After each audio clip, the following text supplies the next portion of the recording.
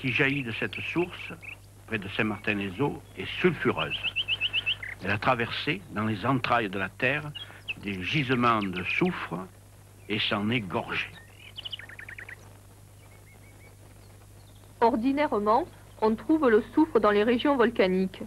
On a cru longtemps que soufre et volcan étaient indissociables. En fait, dans les roches sédimentaires, il existe aussi du soufre. Mais ce dernier n'a rien à voir avec un phénomène volcanique. Il en est ainsi du soufre que l'on trouve dans le Luberon. Il ne se présente pas sous forme de gisement important, comme en Sicile, aux USA ou au Turkestan, mais en petits filons intercalés dans du calcaire marneux, voisinant avec du gypse et des schistes bitumineux. On suppose qu'au temps de la sédimentation, il y a 35 millions d'années, dans les grands lacs qui couvraient le pays, bactéries se seraient développées qui auraient produit le soufre par réduction du sulfate de chaux. Et le sulfate de chaux, c'est précisément du gypse. Non loin d'Apt, forant un puits. Ma idée que Zako.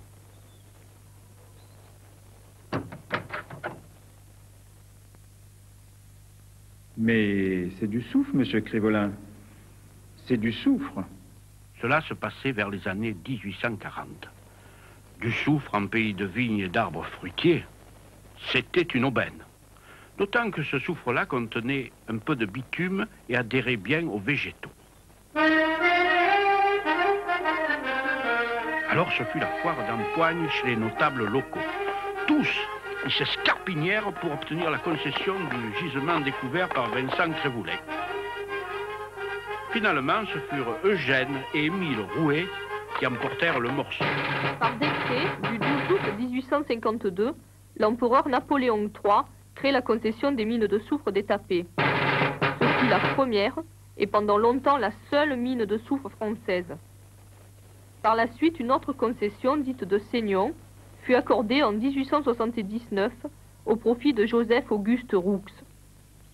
Une galerie longue de 230 mètres est creusée avec une voie ferrée sur laquelle circulent des wagonnets tirés par des ânes. Plus loin, un puits est foré. Il descend à 13 mètres seulement et rencontre une première couche de soufre, la plus riche. Elle était composée de à peu près de 80 cm de calcaire moucheté de soufre, et une partie de silex avec des nodules de soufre et environ 30 cm au sol. C'était pas du schiste, mais c'était un calcaire bitumineux. Progressivement, tout un réseau de puits et galeries est établi. Une usine dite de Sainte-Cécile est édifiée non loin. C'était une fonderie. Ils chauffaient le minerai pour faire couler le soufre.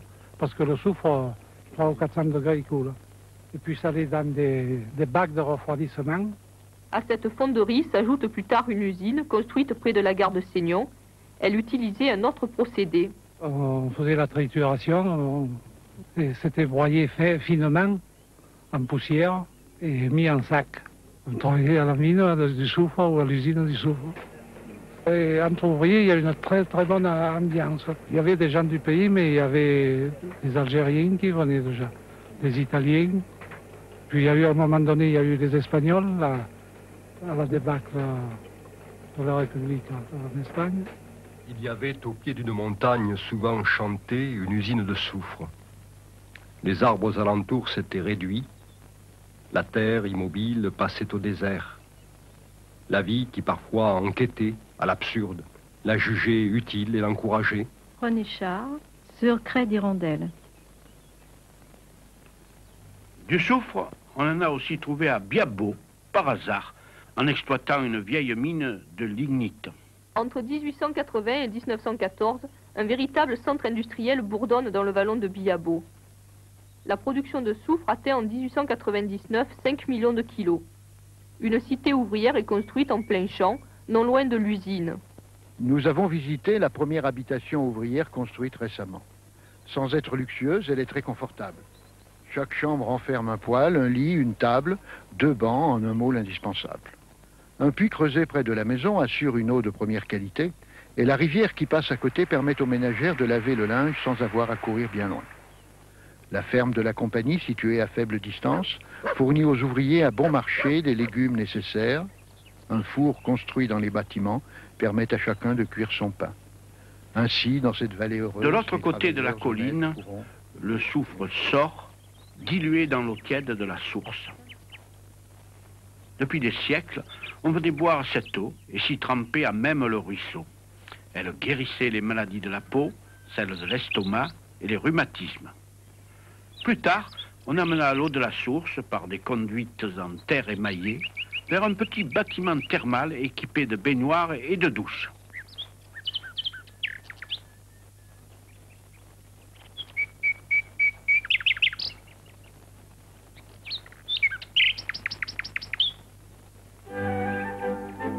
L'ancien château des comtes de Gardanne, transformé en hôtel, hébergeait les curistes.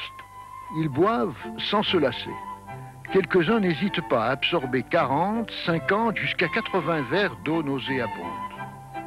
Il y a à Saint-Martin une population flottante qui n'engendre pas la monotonie.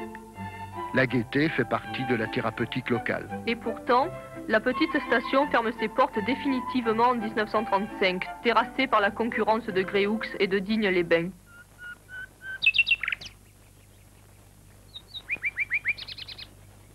Le soufre, dilué sous la terre, n'en finit plus de couler.